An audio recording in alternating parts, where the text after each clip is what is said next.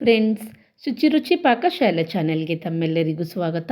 Friends, ನಾನು ಇವತ್ತು ಸಂಜೆ ಟೈಮ್ಗೆ ಟೀ ಕಾಫಿ ಜೊತೆ ನೆಂಚ್ಕೊಳ್ಳೋಕ್ಕೆ ಹೀರೆಕಾಯಿ ಬಜ್ಜಿನ ಯಾವ ರೀತಿ ಮಾಡೋದು ಅಂತ ತಿಳಿಸ್ಕೊಡ್ತಿದ್ದೀನಿ.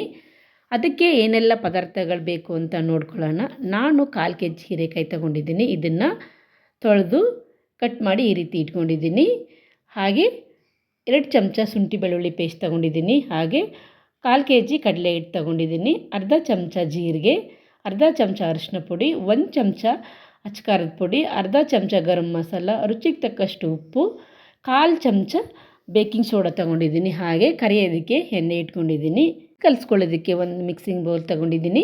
ಮಿಕ್ಸಿಂಗ್ ಬೌಲ್ಗೆ ಕಡಲೆ ಹಿಟ್ಟು ಸೇರಿಸ್ತಾ ಇದ್ದೀನಿ. ಹಾಗೆ ಮಸಾಲ ಪುಡಿಗಳನ್ನು ಸಹ ಸೇರಿಸ್ತಾ ಇದ್ದೀನಿ. ಶುಂಠಿ ಬೆಳ್ಳುಳ್ಳಿ ಪೇಸ್ಟ್ನು ಸಹ ಸೇರಿಸಿ ಮಸಾಲೆ ಎಲ್ಲ ಹಿಟ್ಟಿಗೆ ಹೊಂದಿಕೆ ಆಗೋ ಥರ ಈ ರೀತಿ ಕೈಯಲ್ಲೇ ಮಿಕ್ಸ್ ಮಾಡ್ಕೋಬೇಕು. ಮಾಡಿದ ನಂತರ ಸ್ವಲ್ಪನೇ ನೀರು ಹಾಕಿ ಈ ಹದಕ್ಕೆ ನಾವು ಹಿಟ್ಟ ಕಲಿಸ್ಕೋಬೇಕು.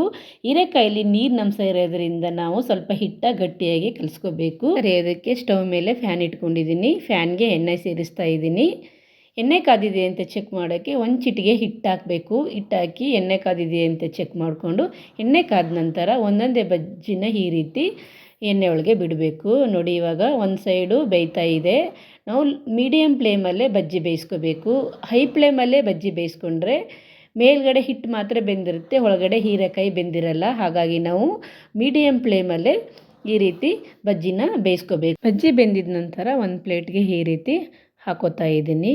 ನೋಡಿದ್ರಲ್ಲ ಫ್ರೆಂಡ್ಸ್, ಎಷ್ಟು ಸಿಂಪಲ್ಲಾಗಿ ಹೀರೆಕಾಯಿ ಬಜ್ಜಿ ರೆಡಿ ಆಯಿತು ಅಂತ. ಮನೇಲಿ ಟ್ರೈ ಮಾಡಿ ಯಾವ ರೀತಿ ಬಂತು ಅಂತ ತಿಳಿಸಿ. ನನ್ನ ಚಾನಲ್ನ ಸಬ್ಸ್ಕ್ರೈಬ್ ಮಾಡ್ಕೊಳ್ಳಿ. ಬಾಯ್ ಬಾಯ್.